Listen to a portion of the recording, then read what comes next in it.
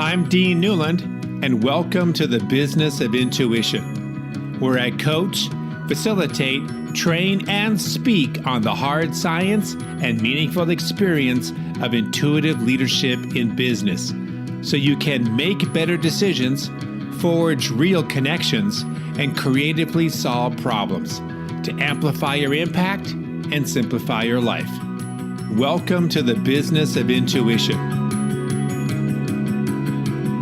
I have often mentioned on this podcast that the speed of change right now is the slowest it will be for the rest of our lives. And most of that change is caused by technology. We are less connected to each other in meaningful ways, even though our cell phones can chat with another person on the other side of the globe. Our expectations for one another mirrors the speed and accuracy we want from our Google searches. And we are fed a daily dose, as my next guest calls it, fear porn. What it means to be human is under attack. The reason why I started this podcast 3 years ago was to bring awareness to and preserve one superpower that we all have, the character of intuition. My next guest has found a way to identify the quintessential human character traits that we all are born with. His company is called Entelechy, which means the condition of a thing whose essence is fully actualized. In short, realized potential. He believes, as I do, when we address learning and change at the core human character level, we're able to reach our potential and preserve what it means to be human. David Carter is a serial entrepreneur, otherwise known as the world's leading CEO mentor with 40 plus years track record in creating innovative businesses and mentoring leaders and influencers around the globe. Entelechy Academy is the Entelechy of David's career and his legacy project, where he gathered brilliant minds in education, coaching, and professional organizations to support millions in becoming the best versions of themselves. David Carter on the Business of Intuition. But David, it's great to have you on the show. And I would say that probably everyone would agree that no matter what industry we are in, or whether we're in higher education, or whether we're trying to help our kids be more empowered, that we're all trying in some ways to influence behavior. That we're all trying to make a difference when it comes to behavior change. Tell me about how you approach changing behavior through character. What is that like? And what's the model? I mean, unpack it for us a little bit. You've asked a number of questions in one question there. Yes, I did. So let's start off with what the word entelechy means. Please. Entelechy was a word coined by Aristotle, and the entelechy of a thing is the ultimate version of that thing with all of its potential fully actualized. So the entelechy of an acorn is an oak tree, the entelechy of a caterpillar is a butterfly, and the entelechy of Dean is the ultimate version of Dean with all of his potential fully actualized. And so what Entelechy Academy is all about is helping people optimize their potential through the development of their character. And Aristotle also coined the phrase that character determines destiny. So we all end up in life wherever we end up as a direct function of our character. And I have been working with the development of character for over 30 years. And sitting at the heart of our IP are 54 character qualities that underpin the development of every skill on the planet. And sometimes they work in combinations, but essentially they're all standalone character qualities. And so a few years ago, you couldn't open a quality magazine, newspaper, The Economist, McKinsey Quarterly, the World Economic Forum, whatever, without there being a significant article on what has been incorrectly called the soft skills crisis. And essentially what employers were saying was that applicants and their young workforce didn't have the work-ready skills that they needed them to have. And so lots of courses and programs were designed to develop these missing soft skills. But there's a domain of skills that sits below soft skills, the absence of which means that most of that teaching of soft skills doesn't work. And so I'll give you an example. I'll give you two quick examples. So the CEO of the world's biggest change management consulting company and I were chatting a few months ago, and he shared with me that in the previous 3 years, they had put everyone in the entire firm, from graduate intake through to board, through a week-long $2,880 per person time management course, because they realized that their time management skills were very poor. They build in 6-minute increments, and it was costing them a fortune to not be on top of time management. And they bought in another consulting firm at the end of those 3 years to do an efficacy audit. And they both came to the conclusion that their time management skills hadn't improved at all, despite the fact that 95% of the people who went through the course scored 95% at the end of the course on the quiz. Mm-hmm. Essentially, what was being assessed was what had been taught, not what had been learned and applied. And that's one of the fundamental flaws with education, that we assess what people were taught, not what they've learned and applied. But the second thing is the course was all about the theory of time management and the benefits of time management. It didn't actually teach anyone how to improve their time management skills. So I showed him what the 6 character qualities are that underpin time management, and they are accountable, responsible, disciplined, organized, efficient, and reliable. And I said to him, if every 6 months you got everyone in your firm to do a 360 of each other, and everyone had to be rated, as having as a strength those 6 character qualities, guess what? You never need to send anybody on a time management course. And so what the Entelechy platform and mobile app do is take any of those individual character qualities and take the learner on a learning journey where they become good at each of those underpinning character qualities in an applied learning sense. So you take any one of them, how do I become more reliable? We take you on a learning journey to help you learn how to be more reliable. You try it out in the real world, in the flow of life. You get feedback from your colleagues and your friends and your line manager, until everyone is saying to you, oh my gosh, you're just so reliable now. It's an amazing transformation that's happened to you in the last 3-6 months. And then you go for an assessment, which is an independent assessment.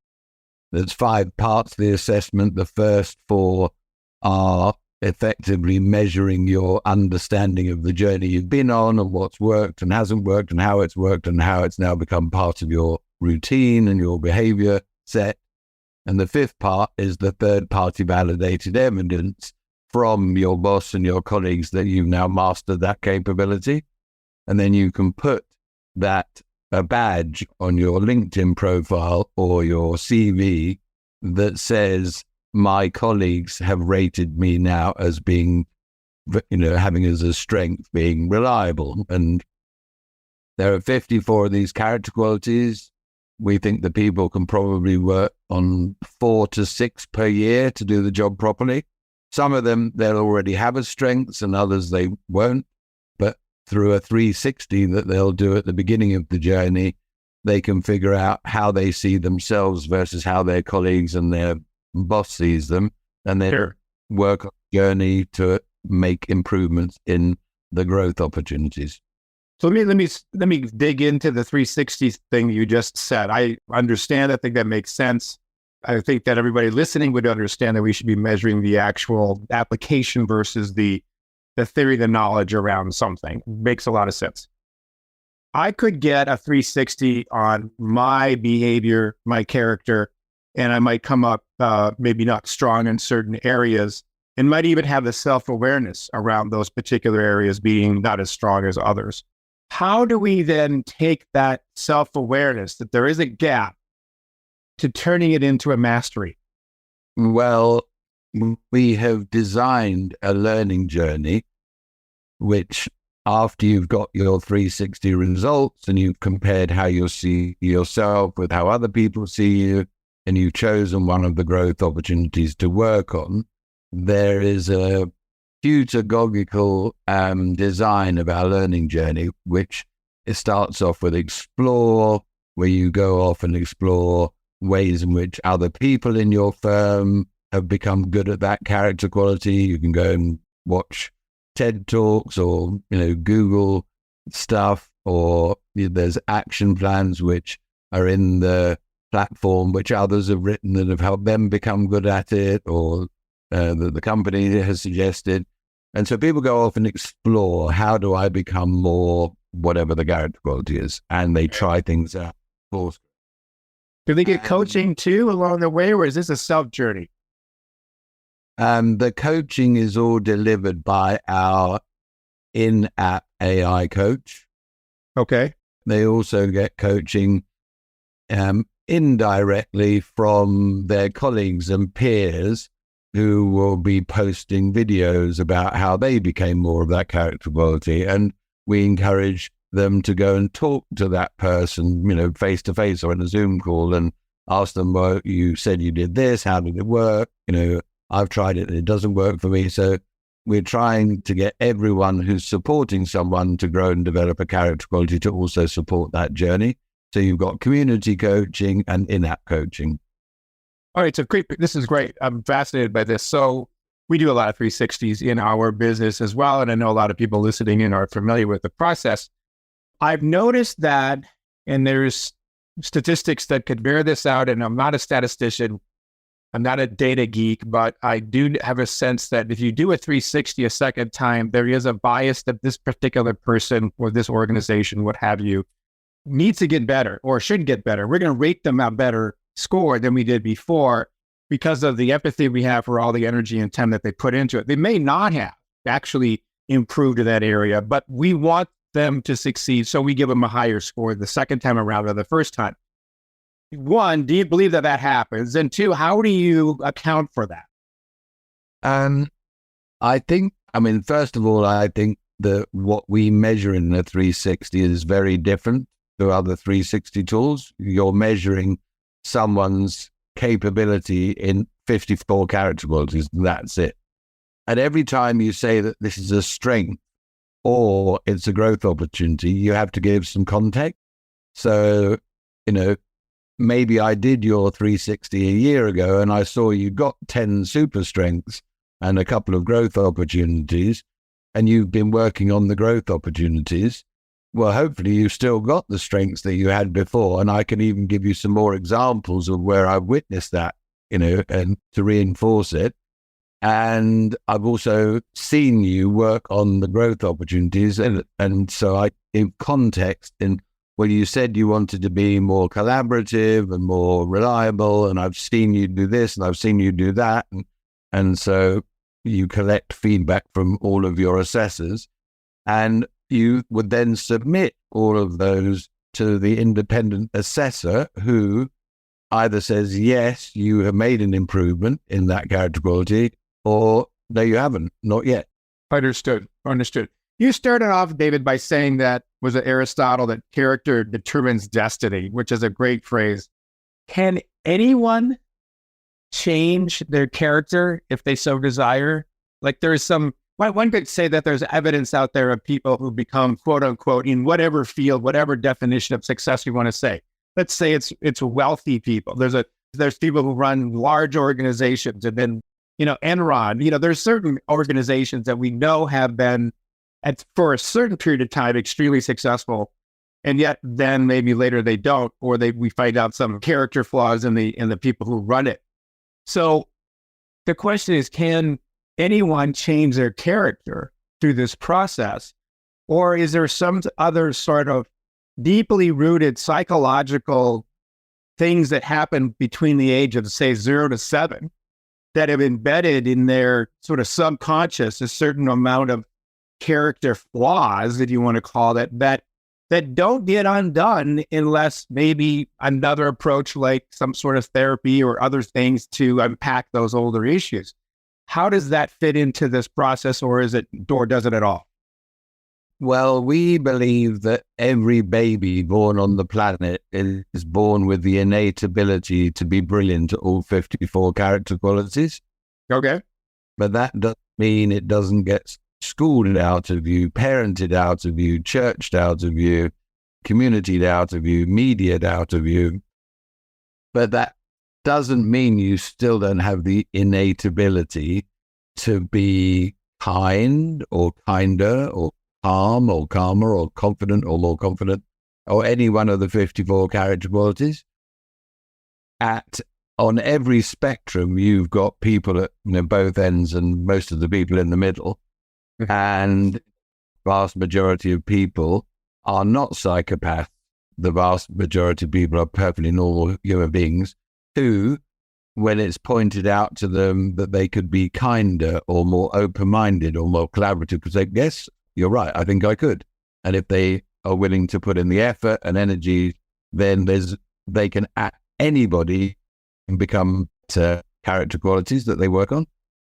There are, I'm sure, some people at one or other end of the spectrum who are complete psychopaths who are incapable of being more kind. But that's a tiny group of people. And so I'm far more interested in helping the 95% of normal people on the planet, fulfill their lives more meaningfully than trying to worry about the members of the cabal who are all psychopaths and running the show. Understood, yeah. So, I mean, some of you haven't looked at your website yet, but tell us a little bit about where your work is now being done.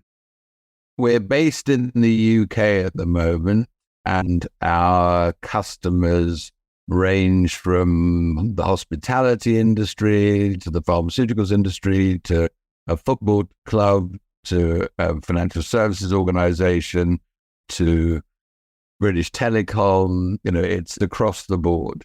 And essentially, our intervention is to help them become a company of character. We also recently, a couple of months ago, hired Alan Greenberg, who's the former head of Apple Education. And Alan is responsible for strategic partnership development overseas. So we've got projects underway in India, in the Middle East, in Dubai and Sharjah in the UAE, in Germany, and in the USA, and Japan. And so typically an ideal size of an organization for us to work with is a minimum of 500 employees up to 2,500. And so when we work with the bigger companies, it might be that we work with their UK subsidiary or their Middle Eastern division or something. But the whole plan is that that's a pilot we can then roll out around the rest of the world. So it's sector agnostic. So far, we haven't found any industries that have said it doesn't work, not of interest, too expensive, or whatever. It's pretty sector agnostic. And it appears to be pretty geographically agnostic as well, with a fantastic section from other countries around the world. And yeah, so if we work with a big company like British Telecom, who've got 100,000 employees, they might give us their internet division, which has got 3,000 people to work with. And then if that works, we can scale it into other parts of the company later. So the company of character initiative is where a company realizes that it's got people who perhaps deliver the results, but don't live the character qualities that the organization would want to see them. And so they might need some coaching. There might be people who live the character qualities, but don't deliver the results, who might need some training. but we're trying to get everybody in the top right-hand quadrant where they live the character qualities that the organization wants everyone to achieve, and they deliver the result. And we do, right at the beginning of that program, everyone will do a 180 on themselves, and then that they will do a 180 on the enterprise. This is how I see the company's character qualities today. Then they'll do this is what I'd like to see the company's character qualities be in a year's time. And then we can add in doing a 360 of the individuals as well. So the company has just got the richest set of data on every single individual, how they compare to how they see the company as a whole, how they'd like to see the company. And then, of course, the board or the C-suite can create an aspiration which covers the character qualities that they would like to see the whole company develop, which hopefully includes those that the employees would also like to see. So there's alignment. So it starts off with a discovery process, which is more data about their people than anything they've ever seen before, who their people really truly are. And it creates a goal. And the whole idea of the goal is if we can dial up all of those character qualities that you'd like everyone into your organization to be, then we will be able to improve your productivity, your profitability, your performance through the development of a personalized journey for every individual employee towards a common shared desired outcome. Fascinating. So of all the companies you've been dealing with, and, we were talking a little bit before we started the interview that the world is in a tough place right now. And I suppose everybody would say that no matter what part of history one would be living in. The medieval guy named David would say the same thing, maybe the David of 23. We all sort of feel like the world is going through a tough time. So, but nonetheless, we've had some really interesting last few years. There's the rapid amount of change to technology, how technologies influence behavior, and government changes, the COVID pandemic, all of these things have happened in a relatively short amount of time. My question is, are you seeing particular characteristics that seem to be needed now because of all the external changes more than ever? Like, are there any patterns showing up across the board? Like, these 5 or 6 different characteristics everyone seems to be looking for or needing because of all this external change that's been going on. And what are they if you have them? There's a very long answer to that question, which we haven't got time for. Understood. And at a very high level, there is a global talent and skills crisis, the likes of which I have never seen in my 45-year career. And actually, just to go up on one small thing you just said is, I completely disagree with you. I'm 64 years old, and other than when I was, very child, I remember someone telling me about, the Iron Curtain and the nuclear threat from Russia and all the rest of it. But I lived in a golden era where, everybody ended up doing better than their parents and had peace and prosperity for such a long period of time. But my children will be the first generation who don't end up earning as much as their parents. They maybe never buy a house. And so I actually think the world's a lot changed. It's not just recently. I also that the world is in a complete state of fear. We have had fear porn thrown at everybody for 3 or 4 years. And whether it's fear of coronavirus or fear of banks collapsing or food shortages or the price of energy or inflation or war, and actually people have been locked down and censored if they ask any questions about the narrative. And so we all know that any psychometric test always has a caveat which says, but of course, if you're under stress, you might not behave like this, you might behave like that. Well, the entire planet is in that state of fear. Agreed. So nobody's acting normally. And so in different companies, even in the same sector, I can think of two hospitality industry clients. One is really concerned about mental health and the well-being of their employees. And they've had, 25% of their first year intake churn every year. So the cost of replacing them is gigantic.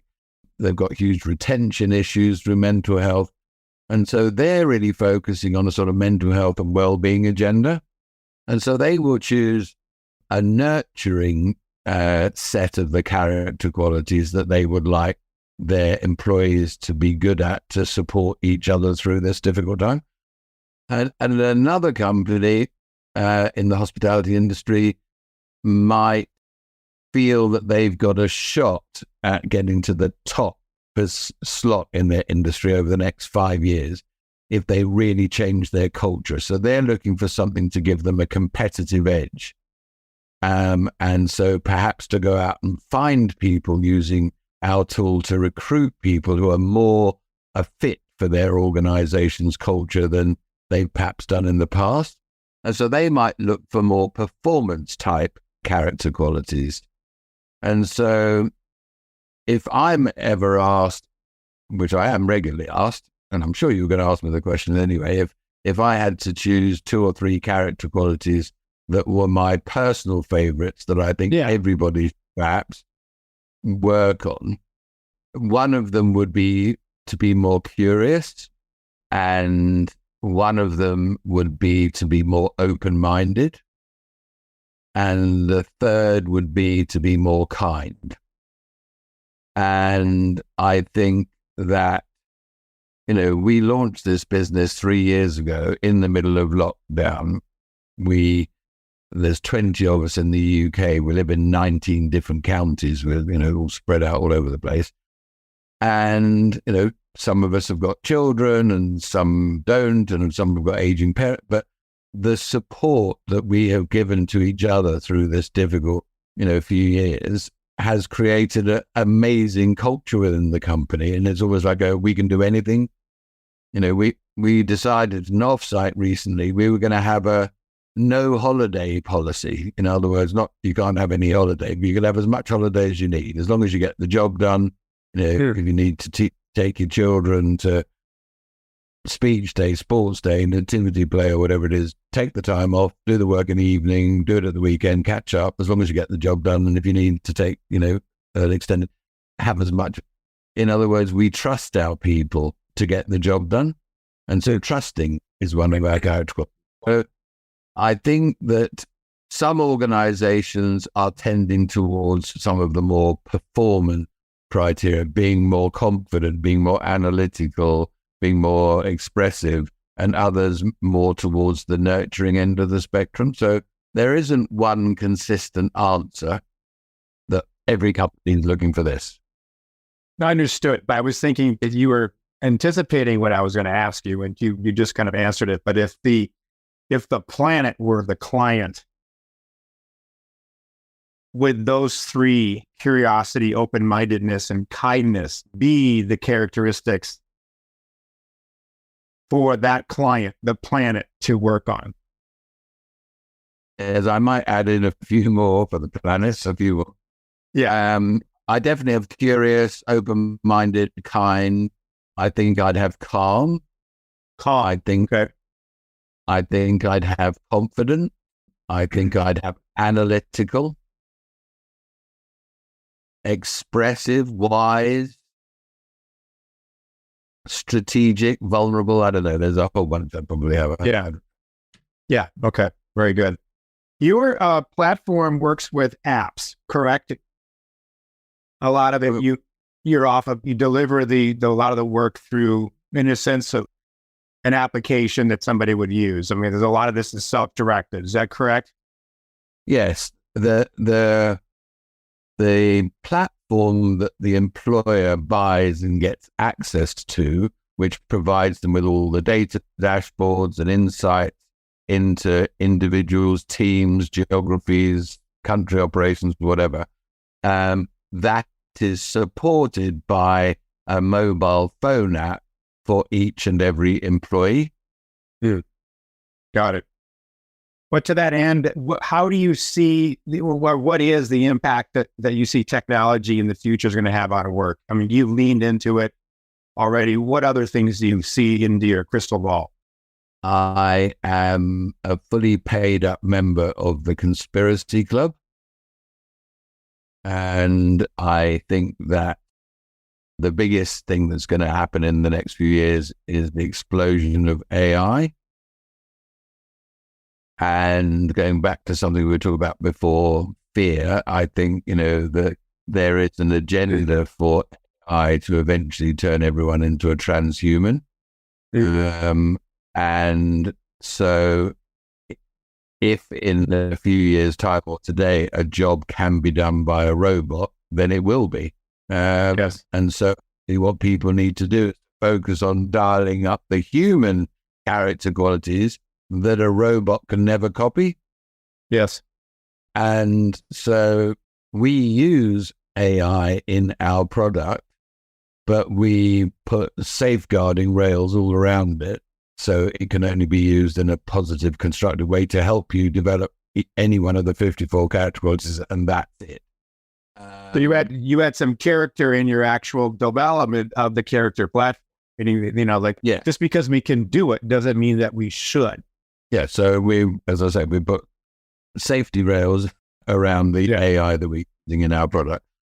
But I think that, going back to what are the character qualities that I choose for the world, the world is going to go through even more turmoil in the next 5 years than we've seen in the last 5 years. Sorry, in the next 5 years than we've seen in the last 5 years. And so, AI is only part of that, but, central bank digital currencies and being and health, chips in our bodies and blah, blah, blah, blah. And so we're going to be turned more and more into robots than we already are. I mean, anyone who's got a mobile phone is almost a robot already. Yeah.